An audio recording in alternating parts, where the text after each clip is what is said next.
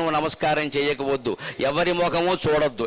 ఎందుకంటే ఎవరి ముఖమైనా చూస్తే మనం ఏమంటాం, ఆ వేళ మంచి జరిగిందనుకో పర్వాలేదు వాళ్ళకి చెప్పాం, కానీ ఏదైనా చెడు జరిగిందనుకో పొద్దున్నే కనిపించింది పనికి మాలిన ముఖం అందుకే జరిగిందంటాం. మనం తక్కువ వాళ్ళం కాదు. మనం మనకి ఏదైనా చెడు జరిగితే పొద్దున్న ఎవరు కనపడ్డారో వాళ్ళ మీద పెట్టేస్తామండి. నిజానికి ఆలోచించండి, ఈ దేశపు యువతరం నీకు పొద్దున్న ఎవడో కనపడడానికి నీకు పనులు జరగడానికి ఏమైనా సంబంధం ఉందా? ఈ శకునాలు, బల్లిపాట్లు, పిల్లి కోతలు ఇవన్నీ మానేయగలిగితేనే మనం బాగుంటాం. ఖచ్చితంగా ఈ గుడి నమ్మకాలు పోగొట్టుకోగలిగితేనే మనం బాగుంటాం. మన జీవితాన్ని నిలబెట్టేవి రెండు. ఒకటి ఆత్మవిశ్వాసం, రెండు పరమాత్మ విశ్వాసం. ఒకటి ఆత్మవిశ్వాసం, రెండు పరమాత్మ విశ్వాసం. మన మీద మనకి నమ్మకం ఉండాలి, మనని పుట్టించిన భగవంతుడి మీద నమ్మకం ఉండాలి. మనకు ఉండాల్సింది బల్లిపాట్లు, పిల్లి కోతలు కాదండి. బల్లి పిల్లిన మన జీవితాలను నిర్ణయించేది. మాట్లాడడానికి బుద్ధి జ్ఞానం లేదా? ఎదురుగా వచ్చిన శకునాన్ని బట్టి నీ పనులు అవుతాయో కాదో ఉంటాయి. దానికి మనకి సంబంధం ఏమిటండి అసలు? పైగా ఇవాళ రోడ్లు ఎలా ఉన్నాయి, పూర్వంలా పల్లెటూళ్ళు కావు. ఖమ్మం బజార్ వెళ్ళినా, సత్తుపల్లి బజార్ వెళ్ళినా 100 మంది ఇటు వస్తారు, 100 మంది అటు ఎడతారు. అందులో మంచి శకునాలు ఏవో చెడ్డ శకునాలు ఏవో పెడితే గోమే కొట్టేస్తారు పట్టుకొని. నన్ను చెడ్డశకునం అంటావా? అందులో మంచినీళ్ళ బిందులు వాళ్ళు ఉంటారు, కట్టెల మోపులు వాళ్ళు ఉంటారు. ఏది మంచో ఏది చెడ్డ ఎలా చెబుతారండి? కట్టెల మోపు కనపడగానే చెడ్డ అంటారు. అర్థం లేని మాట. ఎందుకంటారో ఆలోచించండి. ప్రతి నమ్మకాన్ని ఖండించే ముందు ఎందుకంటారో ఆలోచించాలి. కట్టెల మోపు చెడ్డది ఎందుకేందండి? శ్మశానంలో శవాన్ని దహించేటప్పుడు కట్టెలు వాడతారు, అందుకని కట్టెల మోపు అశుభం అనుకుందాం. అంటే మరి వంట వండడానికి కూడా కట్టెలు వాడారు కదండి, యజ్ఞం చేయడానికి కూడా పూర్వం కట్టెలే వాడారు కదండి. ఆ లెక్కన కట్టెల మోపు శుభమా అశుభమా? బుర్రలేని వాదం తప్పితే. ఈ శవానికి మాత్రమే వాడలేదే కట్టెల మోపు, అవే కట్టెలు వేరే వాడారండి. అశుభం ఎలా అవుతుంది కట్టెల మోపు? పువ్వులు కనపడగానే ఎవరైనా పూలదండ పెట్టుకుని పూలదండ కనపడినా శుభం అంట. మీరు ఆలోచించండి, బతుకున్నవాడు మెళ్ళలో కంటే శవం మెళ్ళలోనే ఎక్కువ పూలదండలు ఉంటాయి. మరి పువ్వులు శుభమా అశుభమా? ఎలా చెప్తారండి పువ్వులు శుభమని, కట్టెలు అశుభమని? పువ్వులైనా కట్టెలైనా శుభము కాదు అశుభము కాదు, అంతా మన మనస్సు చేస్తున్న మాయ. ఆ మనస్సు మాయలేంచి బయటపడ్డమే మహత్తరమైన తత్వం. మన మనస్సు చేస్తున్నామా? ఇది మనకున్న పిచ్చి నమ్మకాలు విదేశీయులకు ఉండవు. అలాగని వాళ్ళు గొప్పవాళ్ళు అనుకోకండి, వాళ్ళకి వేరే పిచ్చి నమ్మకాలు ఉంటాయి. వాళ్ళకి 13వ తేదీ పడదు. విదేశీయులు ఎవరైనా సరే 13 అంకె ఒప్పుకోరండి, 13 నెంబర్ పెట్టుకోరండి. రైల్లో కూడా వాడికి 13 బెర్త్ వస్తే పారిపోతాడు అక్కడి నుంచి. ఎందుకో తెలుసా? వాళ్ళ నమ్మకం ఎలా ఉంటుందో. వాళ్ళేం శాస్త్రజ్ఞులేం కాదు. అక్కడ 13వ శతాబ్దంలో ఐరోపా ఖండంలో ప్లేగు వ్యాధి వచ్చింది. ఆ ప్లేగు వ్యాధి వచ్చినప్పుడు 13 లక్షల మంది చచ్చిపోయారు ఒక్కసారి. చిన్నపిల్లల పాపం 13వ శతాబ్దంలో వచ్చింది, కొన్ని లక్షల మంది చచ్చిపోయారు.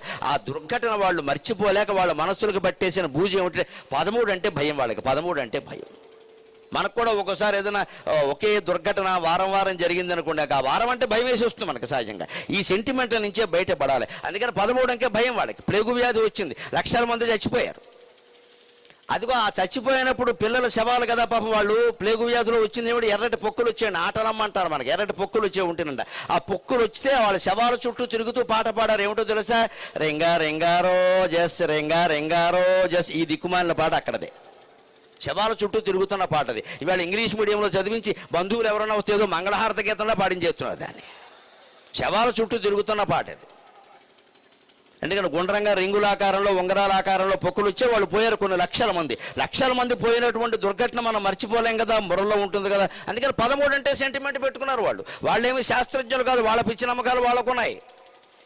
అలాగే మనకి ఉంటాయి. ఏ జాతి అయినా ప్రపంచంలో విశ్వాన్ని అర్థం చేసుకోవాలంటే ముందు ఆత్మను అర్థం చేసుకోవాలి, లేకుండా సాధ్యంగా. అందుకే మన సంస్కృతిలో ఎంత గొప్ప విషయం అంటే, లేవగానే మీరు ఎవరి ముఖము చూడక్కల్లా ఆశ్చర్యకరమైన విషయం ఏంటో తెలుసా?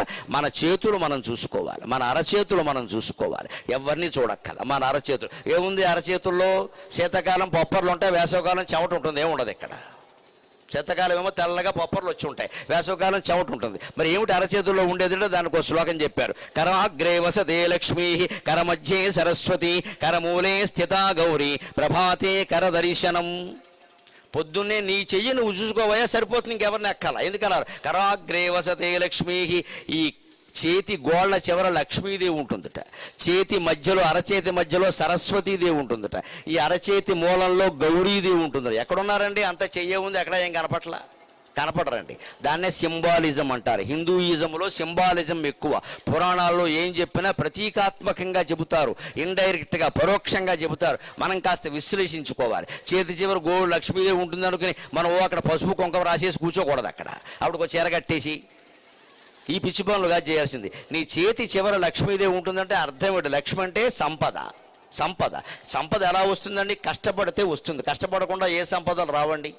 కష్టపడడం దేంతో కష్టపడతాం? శరీరం అంతా కష్టపడుతుంది. కానీ ఏమంటున్నాం, ఎవరైనా సంపాదిస్తుంటే వాళ్ళకేంటమ్మా 2 చేతులు సంపాదిస్తున్నారు అంటారు. చేతులు వాడతారు. సంపాదన అంటే చేతులు వాడతారు. కష్టపడడం అంటే చేతులు కష్టపడి చేతులు అరిగిపోయాయి అంటారు. కాళ్ళు అరిగిపోయాయి అన్నారు. తిరిగి కాళ్ళు అరిగిపోయాయి అంటారు. వాగి నోరు అరిగిపోయింది అంటారు. కష్టపడి చేతులు అరిగిపోయాయి అంటారు. అంటే కష్టానికి ప్రత్యేకలు చేతులు. ఆ చేతుల్లో కూడా ఏవి పనిచేస్తున్నాయి మీరు గమనించండి. ఇప్పుడు నేను ఇంత మాట్లాడుతున్నా, చేతులే ఊగుతున్నాయండి, కాళ్ళు మెళ్ళు అన్నీ ఊగితే మీరు భయపడిపోతారు ఈయనకి ఏదో అయిందని. శరీరం అంతా ఊగితే అలాగా చేతులు ఊగుతాయండి అటు ఇటు ఖచ్చితంగా. ఆ చేతుల్లో కూడా అరచేతులే పనిచేస్తాయండి. చెయ్యంతా ఉండదండి. ఈ మైకు అటు ఇటు జరపాలంటే అరచెయ్యే, మొత్తం ఈ చెయ్యంతా అక్కర్లేదు. మంచినీళ్ళు తాగాలంటే 2 చేతులు అరచేతులు చాలు నాకు. ఈ చెయ్యంతా ఊరికే ఉంటుంది అంతే బలం. అందుకని పట్టుకోవడం దీంతోనే ఇలా పట్టుకుంటాం మనం. పైగా ఈ మూత తీసాం చూడండి, ఈ వేళ్ళతో తీసాం. ఈ చెయ్యంతా అక్కర్లేదు దానికి, వేళ్లతో తీసాం. అంచేత కష్టపడితే సంపదలు వస్తాయి. చేతి చివర గోళ్ల దగ్గర లక్ష్మీదేవి ఉంటుంది అంటే మన కష్టం చేతుల్లో ఉంది, అందున అరచేతుల్లో ఉంది, అందున అరచేతి కొసల్లో ఉంది. ఆ అరచేతి కొసల్లో లక్ష్మీదేవి ఉందంటే ఒకటే లెక్క, నువ్వు కష్టపడితే సంపద వస్తుంది. కష్టపడ్డం నేర్చుకో. ఇది పొద్దున్నే భారతీయులకి మన సంస్కృతి నేర్పిన పాఠం. లేవగానే కష్టపడేటువంటి ఆలోచన చేయాలి. పడుకొని అక్కడికే టీ తెమ్మడం కాదు, రోగిష్టి వెళ్ళాక. కరాగ్రే వసతే లక్ష్మీ అంటే అదిగే మన వాళ్ళు గోళ్ళు కొరగద్దు అంటారు. గోళ్ళు ఎందుకు కొరగద్దంటే లక్ష్మీదేవి ఉంటుంది. నువ్వు కొరికితే ఆవిడికి గాయం, లక్ష్మీదేవి వైకుంఠంలో ఉంటుంది. నీ గోళ్ళ దగ్గర ఉండాల్సిన కర్మ ఆవిడకి ఏం లేదు. గోళ్ళు ఎందుకు కొరగద్దు అంటారు? ఏదైనా తిరిగినప్పుడు చేసినప్పుడు గోళ్ల మధ్యలో చెమట ఉంటుంది. ఆ చెమట కారణంగా మట్టి చేరుతుంది. నువ్వు గోళ్ళు కొరికావనుకో మట్టి కూడా లోపలికి ఎడుతుంది. అప్పుడు అనారోగ్యాలు వస్తే క్రిములన్నీ లోపలికి ఎడతాయి. అందుకని గోళ్ళు కొరగద్దు అన్నారు. దాన్నే శని అని చెప్పారు. మన హిందూ సంప్రదాయంలో శని అంటే అనారోగ్యం, సౌభాగ్యం అంటే ఆరోగ్యం. అంతకుమించి కంగారు పడక. ఓ పిచ్చి నమ్మకాలు పెంచుకుని అభిషేకాలు అన్నీ చేసేసి విపరీతంగా గోళ్ళ చుట్టూ తిరిగేసి పట్టుకున్న శని వదిలేయాలి. నీ ఆలోచనే పెద్ద శని. వదిలించుకుంటే వదిలేస్తుంది. శని నిన్ను పట్టుకోవాలి, నీ ఆలోచన నిన్ను పట్టుకుంది. ఆలోచన వదిలించుకోవాలి. అందుకని కరాగ్రే వసతే లక్ష్మి. ఇంకో మాట విద్యార్థులకు బాగా ఉపయోగపడేది, కరమధ్యే సరస్వతి. చేతి మధ్యలో సరస్వతీదేవి ఉంటుందని. చేతి మధ్యలో ఉండడం ఏమిటండి? పూర్వం తాటాకు పుస్తకాలు ఉండేవి, పెద్దవి. ఆ పుస్తకాలు ఇలా పట్టుకుని చదివేవారు. మామూలుగా మనం ఇలా తిరగేస్తే కుదరదు, ఇలా అడ్డంగా ఉంటాయి అవి ఇలా పట్టుకుని చదివేవారు. అవి సరిగ్గా చేతి మధ్యలోనే పెట్టుకుంటారు. ఇలాగ పట్టులు పెట్టి తగ్గుతుంది. పైగా ఇప్పటికి కూడా నిబంధన ఏమిటి అంటే, జ్ఞాపక శక్తి మీకు చదివింది బాగా గుర్తుండాలి, చదువు బాగా శ్రద్ధగా చదవాలి అంటే పుస్తకం అరచేతుల్లో పెట్టుకోవాలి. స్మార్ట్ ఫోన్లో చూసి చదివితే ఏది జ్ఞాపకం ఉండదు, కళ్ళు వాచిపోతాయి, దెబ్బతింటాయి. అచ్చు పుస్తకంలో చూసి చదివితే కొంత గుర్తుంటుంది, కొంత నయం. అంతకంటే కూడా గొప్పది, అనుభవం మీద చెబుతున్నా, అంతకంటే కూడా గొప్పది మీరు గుర్తుంచుకోవాలి. పరీక్షల్లో వస్తుంది ముఖ్యమనే విషయాన్ని మీ చేతి దస్తూరితో మీరు వేరే నోట్స్లో రాసుకోవాలి. ఆ నోట్స్ని చేతుల్లో పెట్టుకుని చదువుకుంటే పరీక్షల్లో మర్చిపోవడం అనేది జరగదండి. విజయ సూత్రాల్లో ఇది మొదటిదిగా గుర్తుపెట్టుకో. మీరు నోట్స్ రాసుకోవాలి విడిగా. ఊరికి ఆల్ ఇన్ వన్ అనడం, ఓ పుస్తకం కొనేయడం, అందులో మళ్ళీ మాస్టర్ దగ్గరికి వెళ్ళి అందులో ఇంపార్టెంట్ అనడం, మళ్ళీ ఇంపార్టెంట్ కూడా చెప్పక వెరీ ఇంక వీరికి అర్థం లేదు. ఇంకా ఈవేళ మాస్టర్ అంటే పాఠాలు చెప్పేవాడు కాదు, కర్మగారు ఇంపార్టెంట్ చెప్పేవాడు అయ్యాడు. అంటే మాస్టర్ జాతకాలు చెప్పేవాడు కింద తయారయ్యాడు. ఇక్కడ పాఠం చెప్పేవాడు మాస్టర్ కాదు, ఇంపార్టెంట్ చెప్పాలి. మాస్టర్ ఇంపార్టెంట్ చెప్పడం మాస్టర్ పని అండి. ఆలోచించండి, పుస్తకంలో ఇంపార్టెంట్ కానిది ఉంటుందా? ప్రపంచంలో అనేక విషయాలు ఉంటే మన పాఠం కింద కొన్ని విషయాలు పెట్టారంటే ఇంపార్టెంట్ కాబట్టే కదా. పుస్తకం అంతా ఇంపార్టెంటేనండి. అందులో మళ్ళీ ఇంపార్టెంట్ ఏంటి? బాబు రాజేంద్ర ప్రసాద్ భారత జాతికి మొదటి రాష్ట్రపతి మహానుభావుడు. ఎంతటి మేధావి అంటే ఆయన 10వ తరగతి SSLC పరీక్షలు రాస్తూ ఉంటే అక్కడ ఇచ్చారట, ఓ 10 ప్రశ్నలు ఇచ్చారట. 10 ప్రశ్నలు ఇచ్చి ఈ క్రింది వారిలో ఏవేని 6 జవాబులు వ్రాయము అన్నట్ట. ఆయన ఏం చేశాడు తెలుసా? 10 రాసేసాడు. రాసేసి ఈ క్రింది వారిలో ఏవేని 6 మార్కులు వేసుకోనము అన్నట్ట. That is India. ఆయన చూపించండి అటువంటి వాడిని. ఈవేళ ఆ చదువు అది 10 ప్రశ్నలకు రాసేసాడు. 6 రాయము అంటే మనమేం చేస్తాం? మన తెలివితేటలు వేరుగా ఉంటాయి. 6 రాయమన్నారు, ఇంకా 5 అయిందని కూర్చుంటాడు వీడు తెలివితేటలు అవి. 6 కంటే అర్థం కాలేదు వీడికి. 6 రాయమన్నారని ఇంకా 5 అయింది. నీ బొంద, 6 వరకు కూర్చుంటే పరీక్ష ఉంటుందా? ఆయన అలా ఆలోచించారు. 6 రాయమని నువ్వు చెప్పేదేట, 10 ప్రశ్నలు ఇచ్చావు, నాకు 10 వచ్చును అని 10 రాసేసి అదే సమయంలో ఏవేని 6 మార్కులు వేసుకున్నాం అంటే దిద్దేవాడు కింద పడిపోయాడు. బాబు ఇదేం మేధావి అని. ఆ రోజుల్లో చదువు అది. ఆ రోజుల్లో మేధావులు అటువంటి వాళ్ళు. ఓ నెహ్రూ అనగా, ఓ రాజేంద్ర ప్రసాద్ అనగా, అంబేద్కర్ అనగా మహామేధావులుగా రాజ్యాంగ నిర్మాణం చేశారు అంటే ఎన్ని చదివారు, ఎంత కష్టపడితే వచ్చింది అక్కడ. అంబేద్కర్ అయితే దీపం కూడా లేని స్థితిలో వీధి దీపాలు కూర్చుని చదువుకున్నాడండి. ఇవాళ ఫ్లడ్ లైట్లు పెట్టినా సరే మనం చదవలేకపోతున్నామే. గంట గంటకి మనకు బోర్నబెట్టాలు, బ్రూలు, టానిక్లు కావాలి. మళ్ళీ అమ్మలు ఇచ్చే గిఫ్ట్లు, నాన్నలు ఇచ్చే గిఫ్ట్లు కావాలి. గిఫ్ట్లు ఉంటే కానీ చదువు రాదే మనకి. అంబేద్కర్ మనకి ఎలా అర్థం అవుతాడు?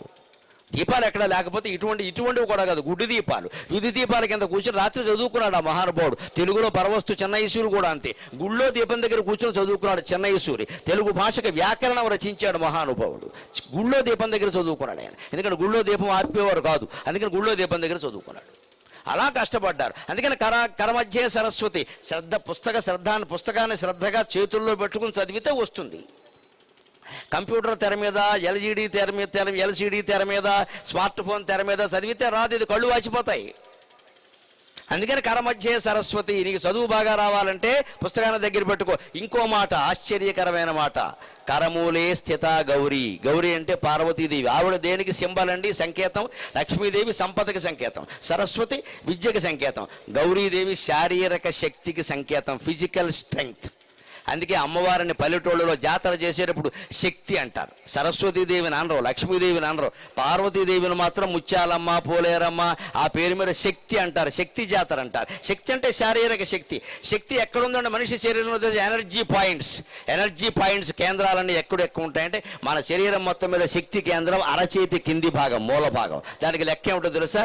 మనం నడుస్తూ పడ్డాం అనుకోండి, ఎక్కడ ఆనుకుని లేస్తాం? మోకాల మీద ఆనుకోం, పగిలిపోతుంది. మోచేతి మీద కూడా ఆనుకోం, జిల్లుమంటుంది. అరచేతి మీద ఆనుకుని లేస్తాం. అరచేతి మీద కూడా కింది భాగంలో ఆనుకుని లేస్తాం. అంచేత కరమూలే స్థిత గౌరీ అంటే నీ శక్తి అంతా నీ అరచేతి మూలంలో ఉంది. నువ్వు కింద పడితే లేవడానికి నీ బలం మీద ఆధారపడు, పక్కవాడి బలం మీద కాదు. ఖచ్చితంగా నీ బలం మీద నువ్వు ఆధారపడాలి. ఈ రకంగా భారత జాతి హిందూ ధర్మం రూపంలో ఒకే ఒక సంస్కృత శ్లోకంలో పొద్దున్న లేవగానే ఈ చేతి గోళలో లక్ష్మీదేవి ఉందయ్యా, మధ్యలో సరస్వతి ఉందయ్యా, చేతి మూలంలో గౌరీదేవి ఉందయ్యా అని చెప్పడం ద్వారా ఆత్మవిశ్వాసాన్ని, పరమాత్మ విశ్వాసాన్ని కలిగించిందా లేదా? విజయ సూత్రంలో ఇది ఎంత ముఖ్యమండి. మరే జాతిలో, మరే మతంలో, మరే ధర్మంలో ఇలా చెప్పడం మీరు చూస్తారా ఎక్కడైనా? అది భారతదేశం, అది భారతీయ సంస్కృతి. నీ చేతిలో ఉందంతా. వెరసేమిటి? ముగ్గురు దేవతలు నీ చేతిలో ఉన్నారంటే నీ చేతిలో ఉంది నీ జీవితం. సరిగ్గా వివేకానందుడు చెప్పిన మాట, your destiny is in your hands. నీ విధి నీ చేతుల్లో ఉంది, నీ భవిష్యత్తు నీ చేతుల్లో ఉంది, నువ్వు నిర్మాణం చేసుకో అన్నాడు ఆ మహానుభావుడు. మనం ఇవాళ ఎలా తయారయ్యాం? భక్తి ఎలా మారింది అంటే మొత్తం జ్యోతిష్యాలు, ముహూర్తాలు, వాస్తులు విపరీతంగా పెరిగిపోయినాయి మధ్యన. విపరీతంగా, మామూలుగా కాదు. ఇంకా దేవుడు యందు నిజమైన భక్తి లేదు మనకి, కోరికలే కావాలి ఎంతసేపు.